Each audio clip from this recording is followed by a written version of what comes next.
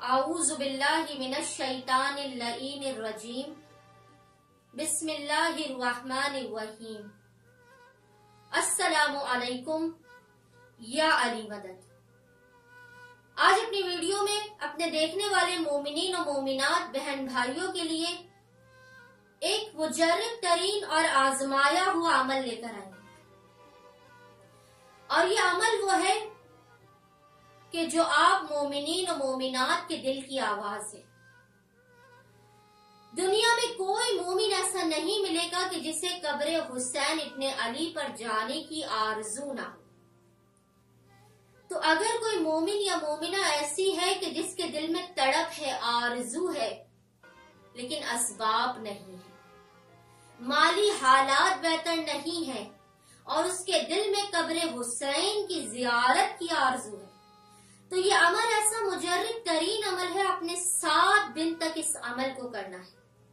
7 days آپ اس عمل کو کریں گے اور دیکھیں گے کہ خود امام حسین اپنے زائر کو بلانے کے لیے، اپنے چاہنے والے کو اپنی قبر پر بلانے کے لیے کس طرح سے اہتمام کرتے ہیں۔ وہ 7 دن کا عمل مختصر ترین ہے، شاید روزانہ آپ کو 5 سے 10 منٹ اس عمل کو کرنے کے لگے۔ آپ نے کرنا کیا ہے؟ 7 دن کے اس عمل میں آپ نے روزانہ سب سے پہلے ایک تسبیح صلوات کی پڑھنی ہے، اللہم صلی علی محمد و آل محمد وعجل فرجہم اجمعین، اور درمیان میں آپ نے 128 مرتبہ پڑھنا ہے، 128 times۔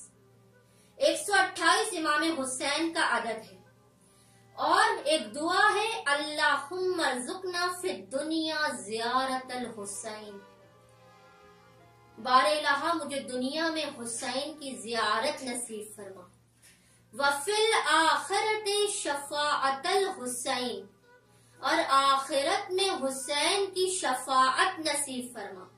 128 مرتبہ آپ نے درمیان میں اس دعا کو پڑھنا ہے۔ کیا دعا ہے؟ اللہم ارزقنا فی الدنیا زیارت الحسین وفی الآخرت شفاعت الحسین الہی آمین۔ اور آخر میں آپ نے پھر ایک مرتبہ درود کی تسبیح کو پڑھنا ہے۔ آپ یقین جانیے آپ 7 دن اس عمل کو کریں گے۔ یہ جو تسبیح میں نے امام حسین کی آپ کو بتائی ہے، یہ آپ کو ویڈیو میں نیچے لکھی ہوئی نظر آ رہی ہے۔